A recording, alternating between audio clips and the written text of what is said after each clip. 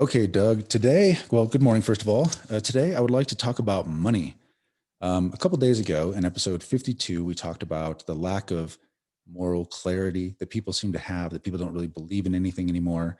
And I was just reflecting on that. It seems to me that it could be because of our understanding of money and how you get it. And I have in my hand here a couple currency units from different places: Chinese renminbi, dollar, $100 bill, a pound, and Hong Kong dollars. And, it's a bunch of paper carry around, that I have with me. But it seems like to me that a society, if it doesn't have honest money, then it can cause bad behaviors in the way that people interact with each other and really distort things on scale. I know you've talked a lot about money over your long career. What are your thoughts on money? How do you get money? What is money really?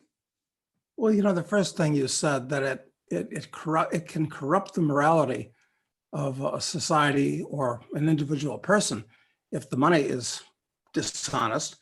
And I believe the first time I had a bite of reality on that was when I was in Turkey, in Istanbul, as a hippie in 1967. And we didn't have much money because we were hippies. But we had more than the average Turk, and we weren't shepherding our funds very well. Anyway, I thought I'd get a shoe shine. I was, how old was I?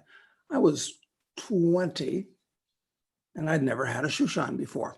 So there were lots of shoe shine boys, and went up and got one. And he charged me how many lira it was. It was cheap.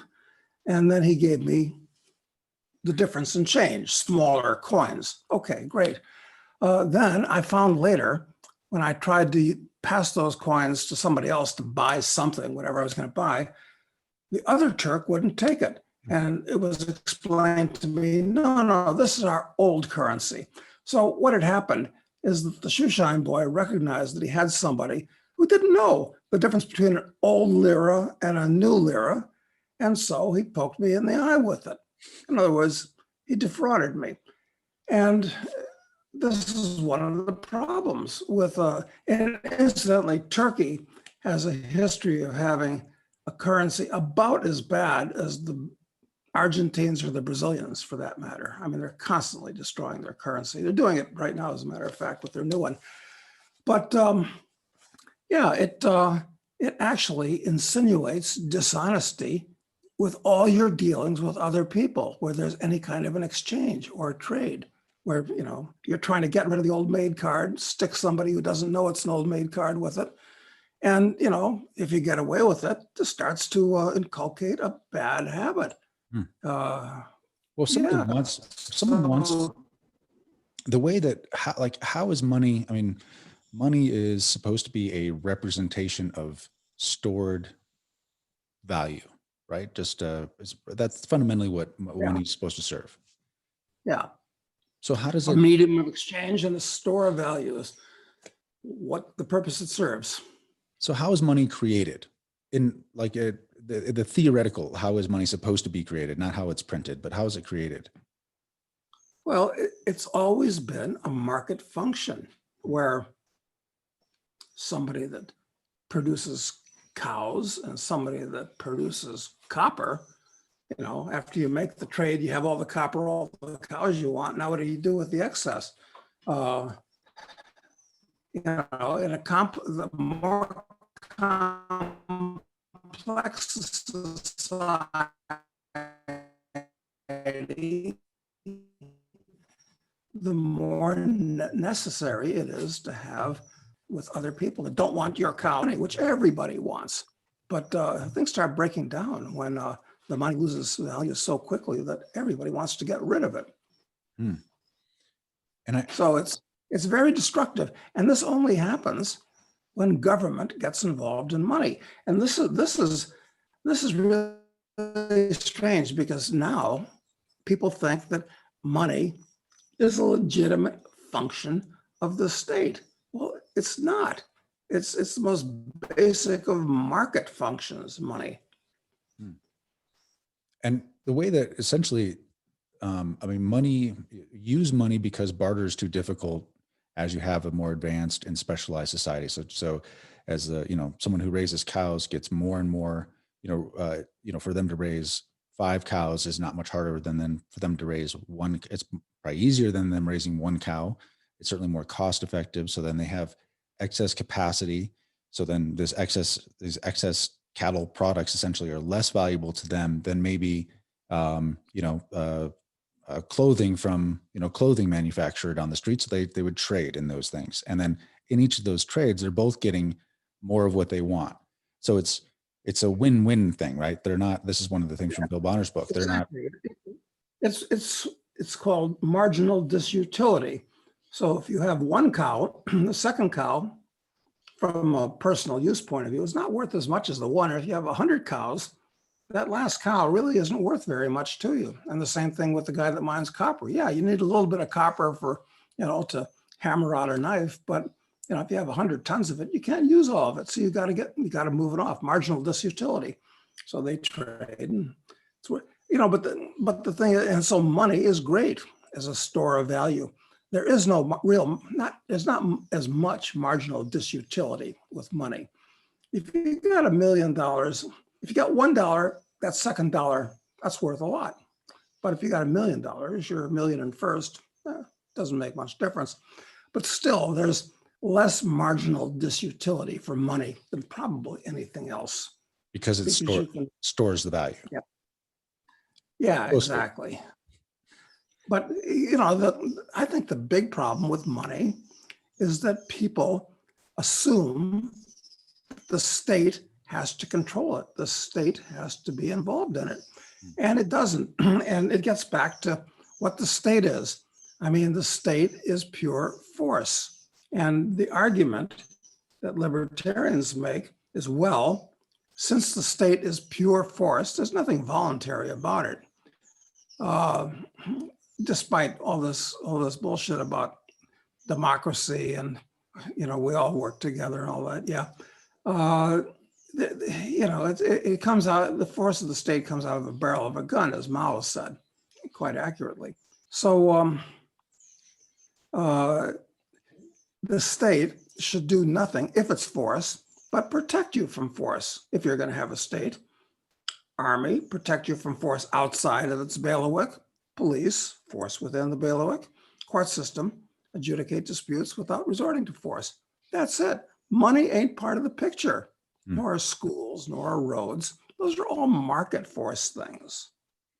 Right. But they've definitely been subsumed by the government. I mean, the government's definitely taking them over. And I think, and I think that's one of the interesting things about why people like gold and why people like Bitcoin and silver and things like that, is because those are money, stores of value, stores of the ability to transfer value without having the state involved. Like the state is not part of it, right? That's a big draw of those things.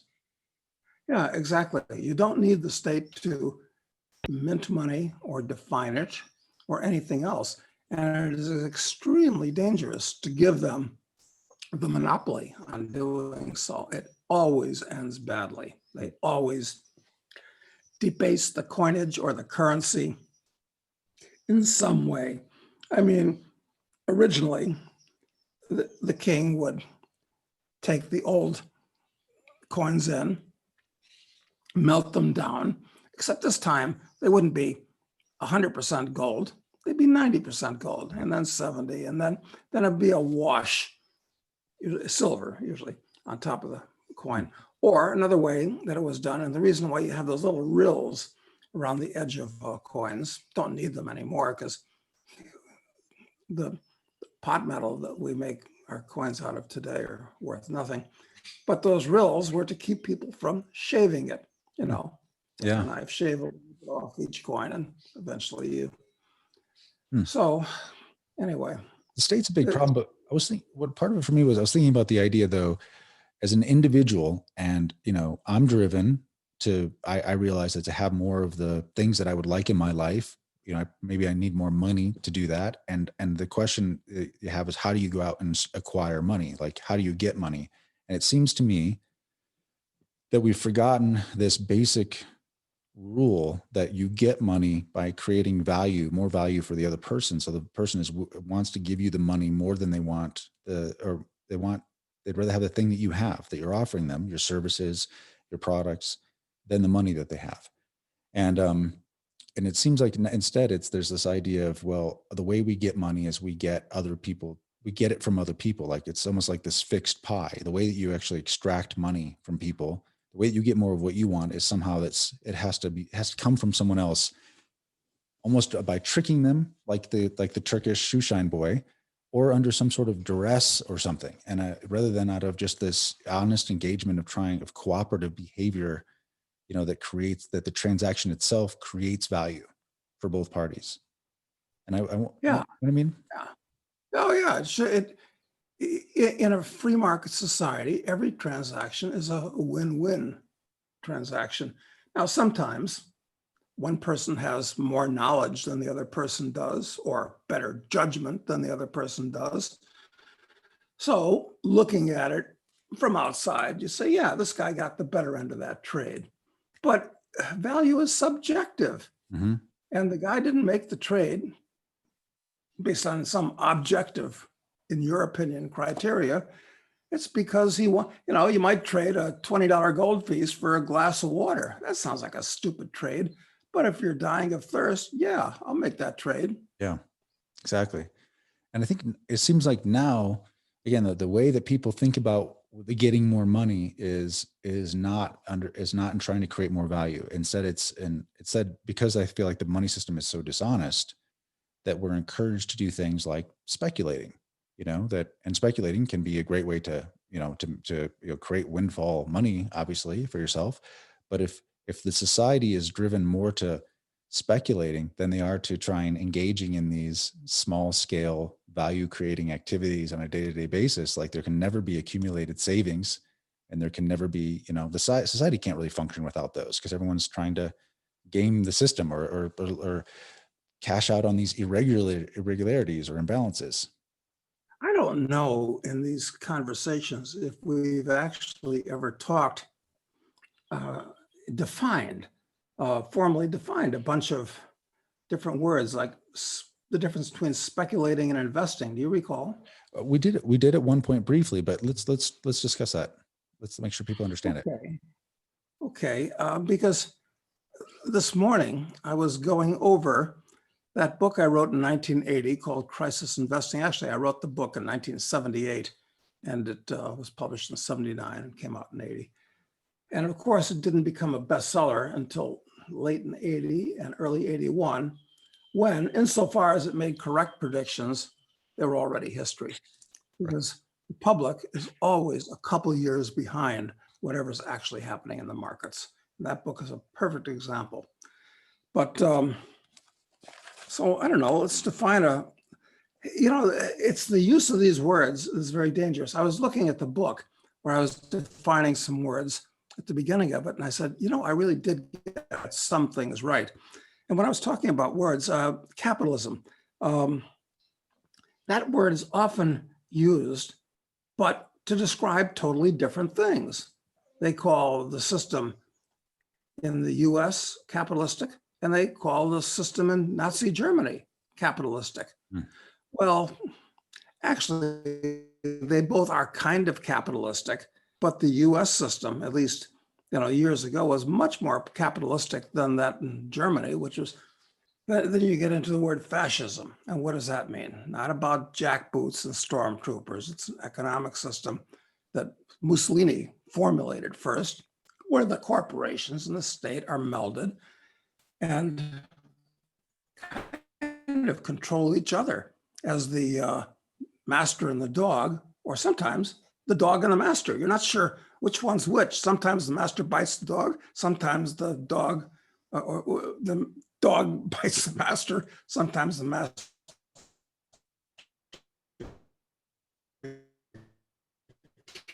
kicks the dog. So that's what fascism is about in the free market. I mean, government's got, but the word is so confused because it's never well involvement at all in society. That is fascism. And then you get into socialism. Well, socialism it's not just a melding of corporations and the state like I described. It's where the state actually owns, well, this is a Marx defined it well. The state owns the means of production. And in most states today, that's not the case anymore because they figured out that it's just inefficient. They can actually have more wealth to use the way they want if they go to a fascist model.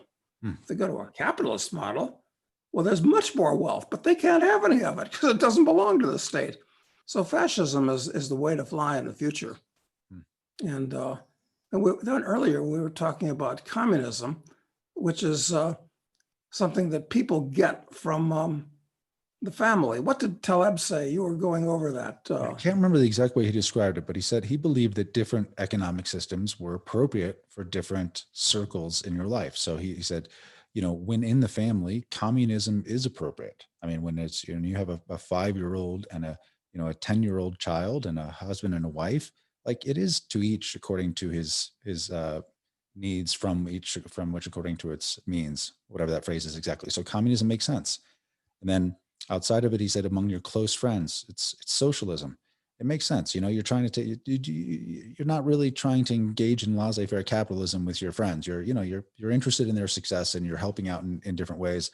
And then it expands out into something that's more like a democratic approach to like a town. You want democracy in a town. And then ultimately you get on the national or federal level, you want to be an anarchist because you can't, those systems simply don't work on scale. I mean, you cannot have this top-down approach, but certainly in a family, yeah, communism does actually, that is the way it must operate. There's no other way a family can operate. Yeah, but the problem with that, of course, there is no problem with that description. I think it's accurate. But the problem is that when kids grow up in an actual communist environment, the family, they think, hey, maybe that's the way it worked. I was pretty happy as a kid where I got free stuff. And, didn't have to do much because I wasn't capable of much.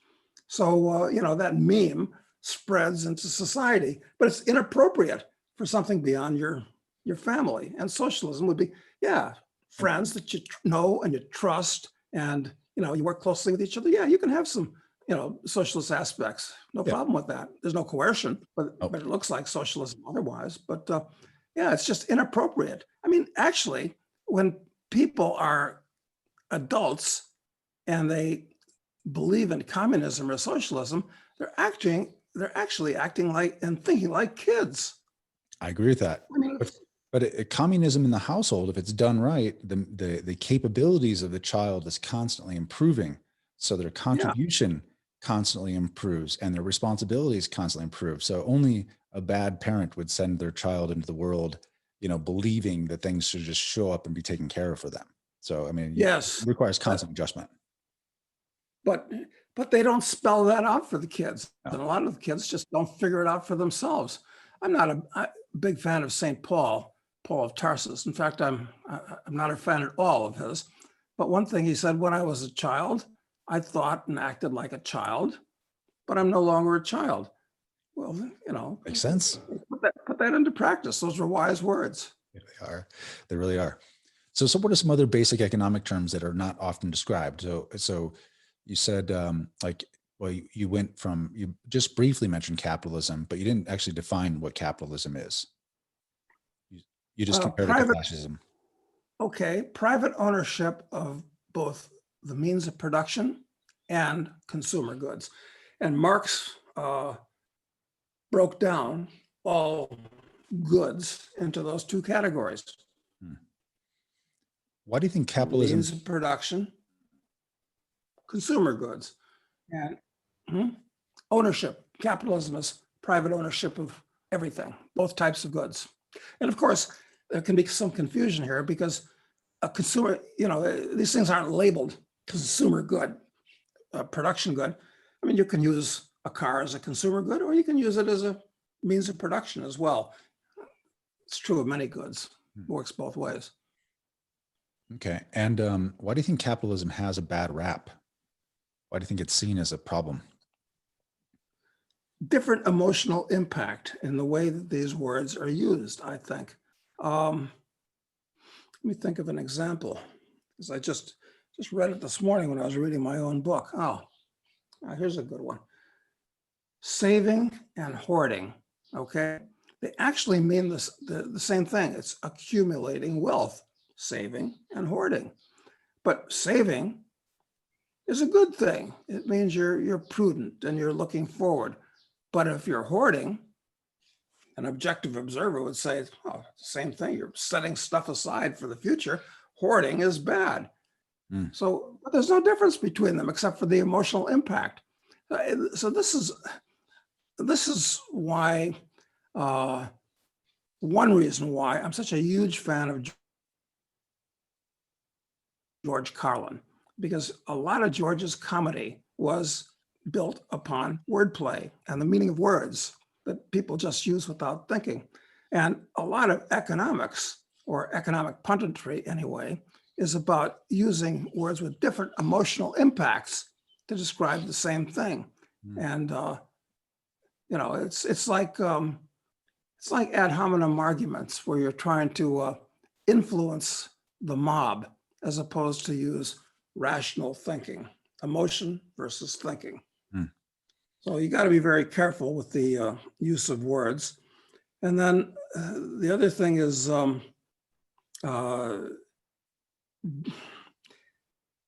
different things are turned into, are viewed as the same thing.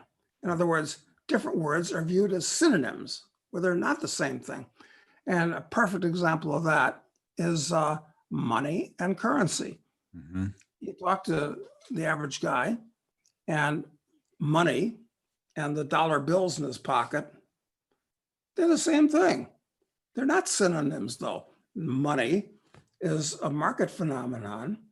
I mean, it can be cowrie shells or wampum or cigarettes, and if you're in a jail, that can be money, but it's a market phenomenon. And currency is the government's substitute for money.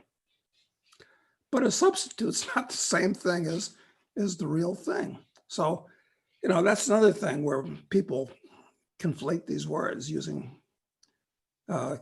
thinking they mean the same thing.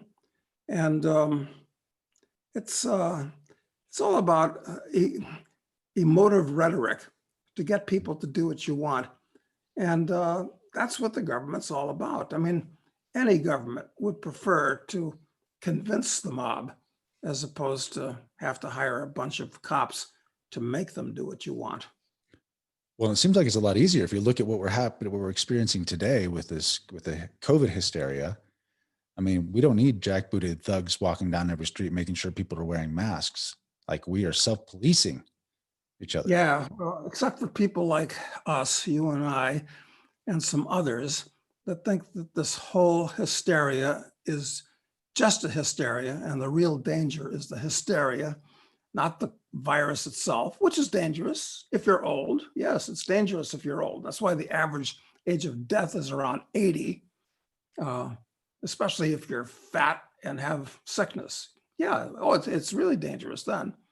But it's just amazing. I mean, these people are the average person. This actually is one of the many reasons why I'm pessimistic about the future, because it's so easy to create these hysterias. And these people really believe these things based upon nothing other than the fact that they're told it by authority figures, and they see all the other people doing the same thing. So they must know something I don't know. Yep. And you know what? I was talking to a friend of mine yesterday, and it seems like, there's somebody who, the millennial, voted for Biden, really is a big, just anti-Trump person.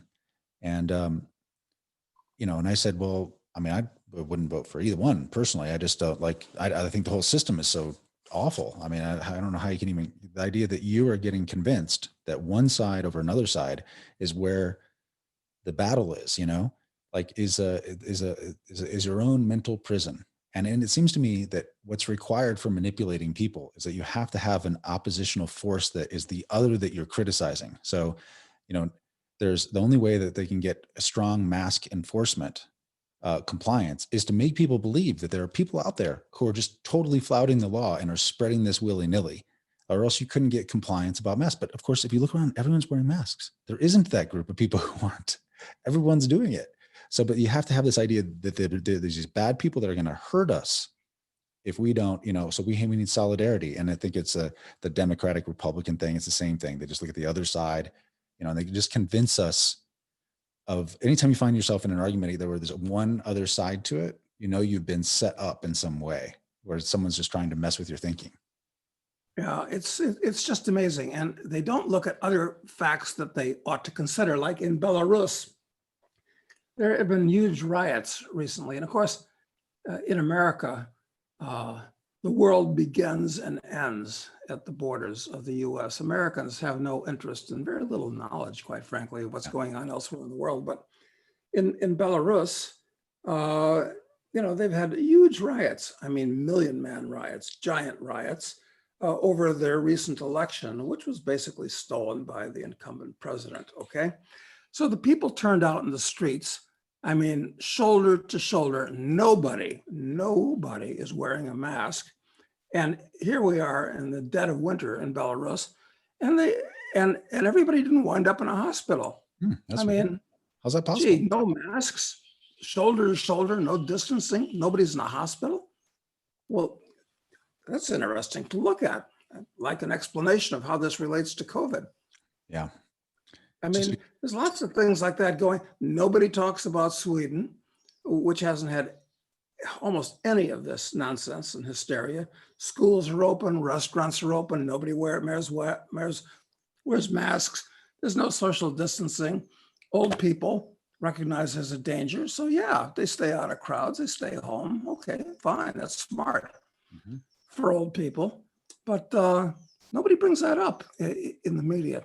And it's funny, intelligent people, there was a woman now, she's an old broad, but she used to be a girlfriend of mine many years ago when she was young and good looking. So we palled around a lot. And I thought she was a bright, hip, thoughtful. And, she wrote me an email the other day. She lives in New York. And she says, I'm so glad that we have, my governor, Andrew Cuomo, who's, I guess she's been listening to his Academy Award winning or Emmy winning performance. And I said, there's just no hope. There's just no hope. Well, I think the reason that people don't, the reason why these nuanced arguments, the open inquiry are not brought into it, and why, the media and our political leaders always like to frame it as, they like to leave those facts out because it's important that people see it as us and them. Everything has to be turned into an us and them. And, even in New York, it's like, we're handling it well, but, look at how Alabama is handling it. They always got to turn it into someone else, and that someone else is the enemy, because it makes these humans as these pack animals or, troop animals. We just kind of, it's like the number one thing for our evolutionary survival was tribalism. It was really critical, and it gets turned against us constantly by our political leaders, and we're idiots. We just fall for it every time. Well, and there are other extended consequences, like you've got all kinds of people talking about the science, and these are, I'm sure there are people that know nothing about science. They can't tell you how many elements are in the periodic table. They can't tell you how many planets there are, or how far the Earth is from the sun, or really basic stuff. They know nothing, but they talk about the science because they heard that's really important. And so what's happening? This whole COVID thing is actually going to wind up discrediting the idea of science itself, a belief in science, just like global warming, another fraud perpetrated in the name of science. And after this all comes out, it's going to make people very suspicious about science and the scientific method and so forth. We'll be like, primitive people that count 2, 3 many and only believe what, and worse, and just as bad, it'll discredit economics, where you have economists saying all these backward things. And of course, nobody will believe in economics. And they'll think that there's nothing to be learned from studying the way the world works. That's all economics is. It's not a bunch of, arcane, obscure mathematical symbols Yeah, that right. That are kind of tell you that people act like atomic particles, and they should be manipulated that way. I mean, it's just an observation of human action, as Mises said, and the way the world works. But it's going to be discredited too. Mm, And this is how you go into a dark age mm. where people don't believe in science, economics, and God knows what else is going to be corrupted before all this is over. Well, and I think we can root this all back to this where we started the conversation with not having honest money, because what an honest money, what it is that it shows if the money is honest, then the exchange of value between participants has consequences, and so that real feedback you get from those real consequences of those engagements and those when you're win-win transactions is information. So like you'd engage in a win-win transaction, selling a product to a customer, and you both win, and you go, well, I'll do more of that. I got ahead on it, so I'm gonna keep doing more of this. And honest, productive activity continues. And when you do something wrong, when you steal from somebody or something else, it has real consequences. But if you just take away whether or not the currency or the money has value, or where that the value doesn't come from a win-win transaction, instead it comes from a stimulus check, or it comes from increased unemployment benefits, or it comes from taking it from the big man down the street, then I mean, Well, yeah, and look at more formal kinds of robbery. In the 19th century, when Jesse James or somebody came into town to rob the bank, all of the townspeople would turn out to fight the gang because it was their money in the bank. And if he stole it, it was gone. right. That was the end of the story. So, that's what happened then. But now, if somebody robs the bank, I mean, who gives a damn? It's paper money. The government insures it. It'll be made back by some kind of a government insurance plan. So nobody cares. I mean, nobody's going to fight a bank robber unless they have some ulterior motive, the way it was in the night. I mean, we're divorced from reality now, Right. partially Right. because of the money thing. I think that's a good example. A modern day example of that would just be GE. Last week, it got an SEC fine of $200 million for defrauding investors through, some accounting shenanigans they were running. And so GE and its management defrauded its investors. So the SEC is fining GE, whose shareholders are going to have to pay $200 million to the federal government. And the only winner is the federal government that gets $200 million to throw down a rat hole. And the executives, are not prosecuted for any, doesn't lose, Immelt is still, I'm sure, I don't know how many hundreds of millions of dollars he's worth. Jack Welch, who set up the whole thing, is still known somehow amazingly as some great CEO, even though he destroyed one of America's greatest companies. There are no consequences for your actions. Yeah, nothing means anything. You're right. The executives skate and they get their golden parachutes worth tens or hundreds of millions of dollars. And it's the shareholders that get poked in the eye when something like that goes wrong. And the government's the only one that actually profits. It's just all perverse. I don't think it can go on. I mean, even though science and technology are advancing and, that's improving our life in many ways, I'm not sure that that's enough to compensate for all the stupidity in the world. We have to find a way that we can honestly relate to one another, and money is the core way that humans interact with each other, that exchange of value. But that's evil, because we've all read that it's filthy mammon and money is the root of all evil. Actually, the quote is, the love of money is the root of all evil, but that's even more perverse bullshit. Right. People believe it and they use it to justify all kinds of, it's perverse. It's all quite depressing. And wait till the stock market collapses, and the people that think they love money right now because they're making some of it in the stock market, when they lose it all, their attitude towards money is going to change, and their attitude towards people that still have some is going to become, I think, kind of ugly. I think so too. Okay, so tomorrow we do our Q&A. So anybody, if you guys have any questions for us, please leave them in the comments. I'll pull all those together and I'll share them with Doug later this evening, and then we will get through as many as we can tomorrow. So please submit your questions. We always enjoy that. Doug, thanks a lot for the education, and we'll talk to you tomorrow. Thank you, Matt.